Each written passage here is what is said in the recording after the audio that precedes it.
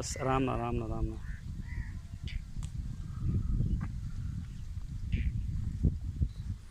नहीं लेंदी ये बच्चा ना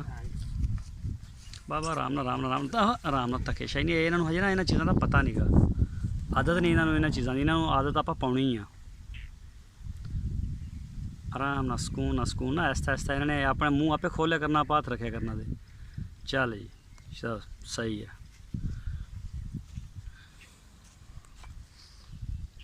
जी लस्सी और सरसों का तेल और ये जो भी देना हो हुण सुबह के टाइम देना इनू शाम के टाइम नहीं देना। हाँ हाँ सुबह के टाइम ये तेल देना हम रात को जी त्रेल पैंदी है शबनम तो वो सही नहीं है जो भी जानवर को देना सुबह के टाइम दो जो दोस्तों के बच्चे हैं ना छोटे उन्होंने दे सकते हो दही च मिला के या लस्सी च ठीक है जी चलो बात ठीक है माशाल्लाह भी बेहतर होंगे इहदा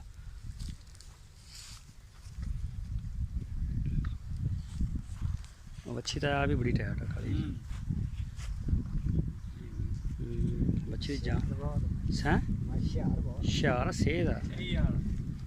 सही बात नहीं क्रॉस ही है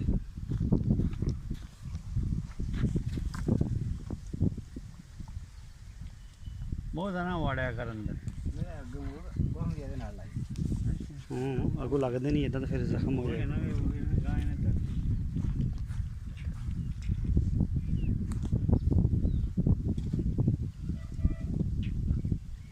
सर जूगा कि होर लियाने पैने बना लो कोई नहीं वो बच्चे छोटे होंगे देता ना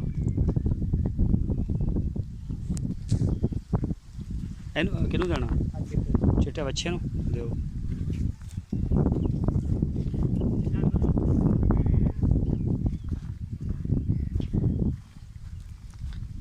आराम ना बहुत छोटे आ और इन्होंने चीज़ों का इन्होंने पता नहीं हजे नाले आप जो इन्होंने काम करके हटते मुड़ के भुल भी जाते हैं आहिस्ता आहिस्ता बड़े होंगे जाएंगे नाले आदत पैंदी जाएगी बस बस बस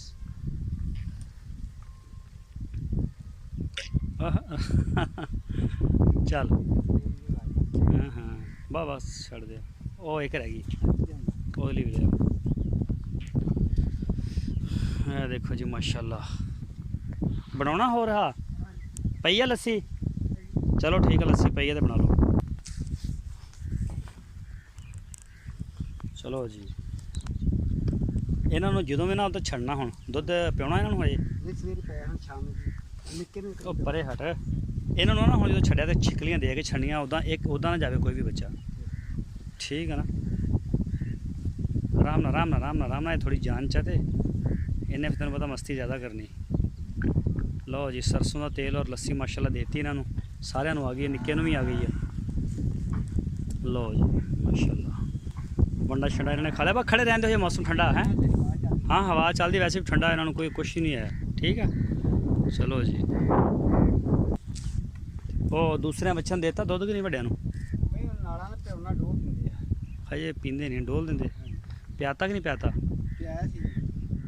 प्याता